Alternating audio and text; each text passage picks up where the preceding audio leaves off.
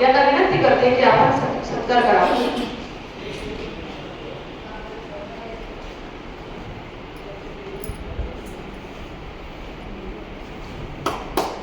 जय गोमाता.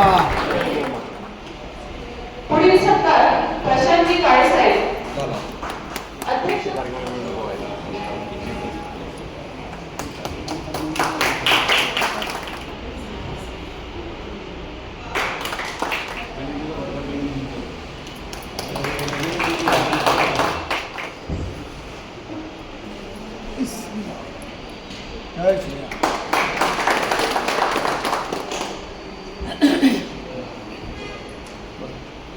परिवर्तनाची सुरुवात आहे.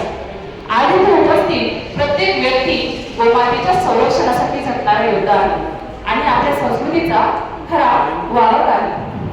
विश्व हिंदू परिषदेच्या विविध सामाजिक आणि धार्मिक कार्यासाठी एकूण 18 आयाम कार्यरत आहेत.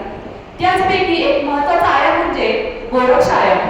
या आयामाचा मुख्य हेतू म्हणजे संघटनेच्या माध्यमातून गावोगावी गोरक्ष समित्या स्थापन करणे, शेतकरी बांधवांमध्ये आणि गोभक्तांमध्ये गायीचे आध्यात्मिक आणि वैज्ञानिक महत्त्व पोहोचवणे, गोमायावर आधारित मूल्यवर्धित उत्पादने तयार करण्यासाठी मार्गदर्शन करणे हे आयामाचे मुख्य उद्दिष्ट आहे.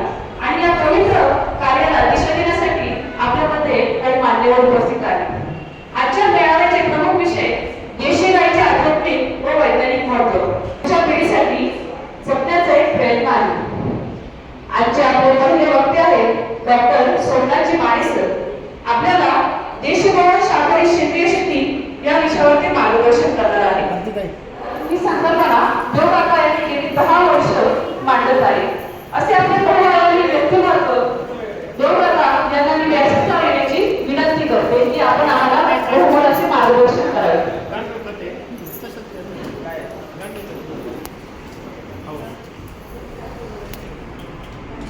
धर्मभूषण छत्रपती शंभूराज हा हिंदू धर्माचा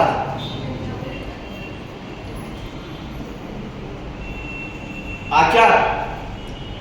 धर्म किती महत्त्वाचा आहे, धर्माच्या माध्यमातूनच रक्षण होते हे छत्रपती शिवाजी महाराजांनी या भूमीवर सिद्ध केले. ते पण आहे. म्हणजे सनातन आणि गाय आणि धर्म आणि व्यवहार विज्ञान याचे अत्यंत आणि त्याची नोंद नॅशनल डेअरी रिसर्च इन्स्टिट्यूट जे कर्नलला आहे, हरियाणामध्ये आहे, त्या संशोधन केंद्रामध्ये त्याची सुद्धा नोंद आहे.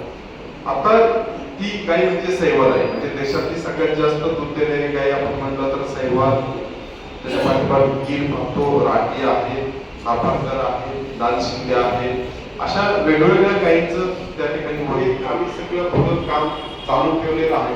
त्यासाठी मी विशेष करून जे युवक आहेत त्यांना सुद्धा मी विनंती करतो, आपल्याला जर पुढं आपलं संस्कृती आपली अध्यात्म ही पुढं जर न्यायची असेल तर त्याला शास्त्राची जोड देणं ही खूप गरजेचं आहे. तुम्ही त्या ठिकाणी नक्की भेट द्या. आम्ही विविध प्रकारचे ट्रेनिंग सुद्धा म्हणजे अगदी 1 दिवसाचं ट्रेनिंग असेल किंवा 1 महिन्याचं ट्रेनिंग सुद्धा दर 1 तारखेला आम्ही ट्रेनिंगची कन्सेप्टच बदललेली. कुटुंब पूर्वी जसं चालायचं तसंच पुन्हा चालावं या दृष्टीने विश्व हिंदू परिषद प्रयत्न करत आहे. आता राहिला याचा प्रचार प्रसार सर्व विश्व हिंदू परिषद करतं, यामध्ये काम करतं. अशा वैद्य सरांसारखे किंवा इतर लोक खूप यामध्ये काम करतात. मी परवा अहिल्यानगरला गेलो होतो. आमचे PI रायकर साहेब आपल्याला माहीत असतील तर त्यांच्या शेतीवर गेलो. 3.5-4 वर्षापूर्वी PI साहेब रिटायर झाले, पोलीस निरीक्षक होते मुंबईला. रिटायर झाल्यानंतर पण 25-30 एकर शेती आहे. काय करायचं, 5-7 गायी होत्या. गावातनं कुणी भाकड गाई म्हटलं जातं, देशी गाई होत्या. तर ते गायी अशाच सोडल्या होत्या. त्यांनी त्या गायी घेतल्या आणि एक गोठा केला. गोठ्यामध्ये नंतर काही लोकांनी व गायी सांभाळायला नको असं त्यांना आणून दिल्या. एकही गाई दूध देत नाही. 60-65 गायी आहेत. पहिल्या वर्षी त्यांनी डाळिंब लावलं तिथं आणि डाळिंब लावल्यानंतर एवढं काही उत्पन्न झालं नाही. परंतु गेल्या वर्षी मला त्यांनी सांगितलं 2.25 कोटीचं उत्पन्न फक्त ह्या देशी गायीपासून गोमूत्र अर्क, गोमूत्र डायरेक्ट, त्याचप्रमाणे शेणखत एवढं टाकतात, कुठलाही फवारा केला नाही. त्यांचे सर्व डाळिंब परदेशात गेलेली. अशा प्रकारचं म्हणजे आपल्या शेजारी 100 किलोमीटरचं उदाहरण आहे. सर इथं शिरूर तालुक्यामध्ये करतात, आपल्या भीमाशंकर भागामध्ये सुद्धा आहे, मंचर भागामध्ये सुद्धा आहे. तर आपण जास्तीत जास्त त्याच्याकडनं वळण्याचा प्रयत्न आपण या दृष्टीने करायचा होता. संतोष भाऊ आमच्या मुलाने पडवळ या ठिकाणी खूप वर्षापासून काम करतात.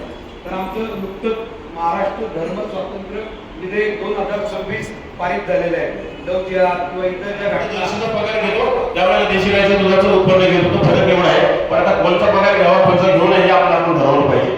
त्यानंतर शिवाजी महाराजांनी विचार केला, जर मी गोपालन करायला सांगतोय, गोरक्षण करायला सांगतोय, तर त्या गायीचं रक्षण करण्यासाठी त्याची तरतूद सुद्धा माझ्या राज्यात झालेली असावी.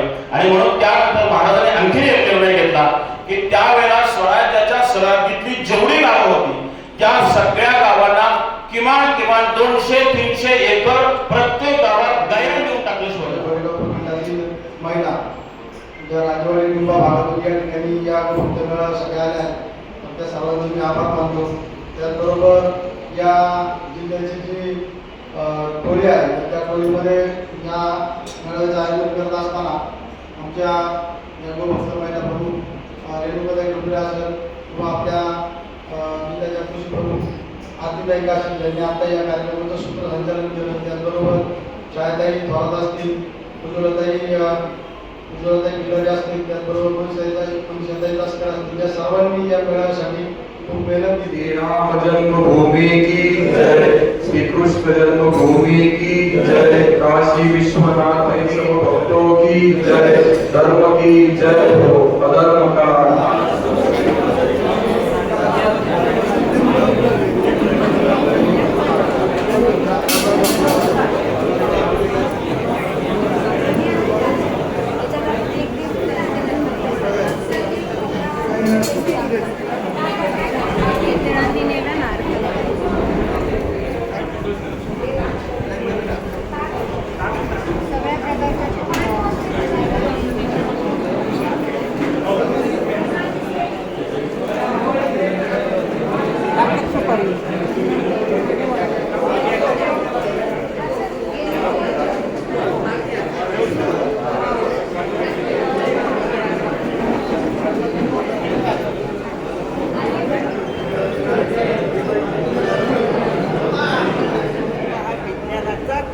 पाया आहे हे पण आपण समजून घेतलं पाहिजे. देवतांची पूजा केल्यानंतर जे पाणी तीर्थातून आपल्याला दिलं जात असेल त्याच्या मागची संकल्पना हीच होती की अनेक धातूंचं पाणी आपल्या शरीरामध्ये गेलं पाहिजे आणि शरीरातली डिफिशियन्सी संपली पाहिजे. गाय हे संपूर्ण विज्ञान आहे, संपूर्ण विज्ञान आहे. आणि ते आपल्याला आता ह्या माध्यमात कसं होतं, तरुण पिढींना हे सगळं काही माहीत नाही आहे. कारण गाय हा संकल्पना डोक्यातून निघून गेलेली आहे.